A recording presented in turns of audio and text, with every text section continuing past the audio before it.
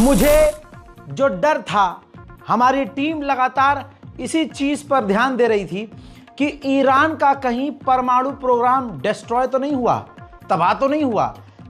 पिछले 3 दिन से अपडेट हम आपको दे रहे हैं, अल्हम्दुलिल्लाह एक भी जानकारी आपको गलत नहीं दी गई है। अब सुनिए एक और सटीक जानकारी। जो नुकसान हो रहे हैं वो अलग, लेकिन ईरान के लिए जो मेन चीज है उसका वो है परमाणु प्रोग्राम।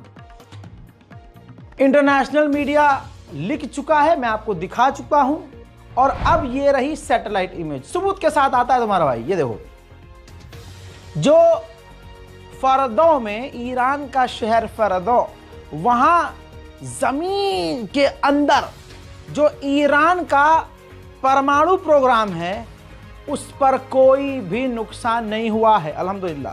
कोई भी डैमेज नहीं है। देखिए, जो एजेंसियां सैटेलाइट इमेज प्रोवाइड करती हैं उनका भी ये मानना है कि ईरान को नुकसान नहीं हुआ है। वहीं एक्सपर्ट्स भी अब ये कह रहे हैं, दुनिया भर के अखबार अब ये लिख रहे हैं, कह रहे हैं कि ईरान की फॉर्दो न्यूक्लियर पावर प्लांट को इजराइल तबाह कर ही नहीं सकता। अल्लाह अकबर। सोचिए, ये ताकत ईरान की नहीं है, ये अल्लाह ने ईरान को ताकत दी है, ये याद रखिएगा, समझे। तो इतने तबाही वाले हमले करने के बाद भी ईरान ने पहले कह दिया था कि हमारे परमाणु प्रोग्राम, जो मेन परमाणु प्रोग्राम है हमारा, उसको तुम तबाह कर ही नहीं सकते, वो तुम्हारी सोच से भी ज्यादा गहराई में है। अब उसको तबाह सिर्फ अमेरिका का एक बॉम्बर कर सकता है, B-52 बॉम्बर। और इसका मतलब यह है कि इजराइल को, अमेरिका को इस जंग में घसीटना पड़ेगा, और अगर अमेरिका इस जंग में कूदा तो पूरा मिडिल ईस्ट जलेगा।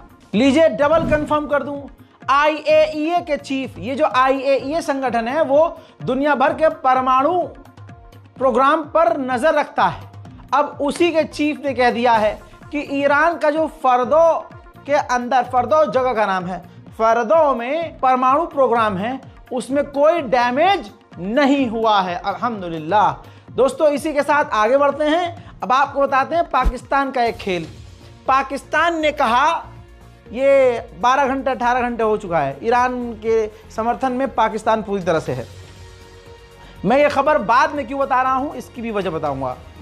ईरान ने आधिकारिक तौर पर कहा, IRGC कमांडर ने, कि अगर हम पर परमाणु अटैक हुआ, न्यूक्लियर अटैक ईरान पर अगर इजराइल करता है, तो इजराइल पर पाकिस्तान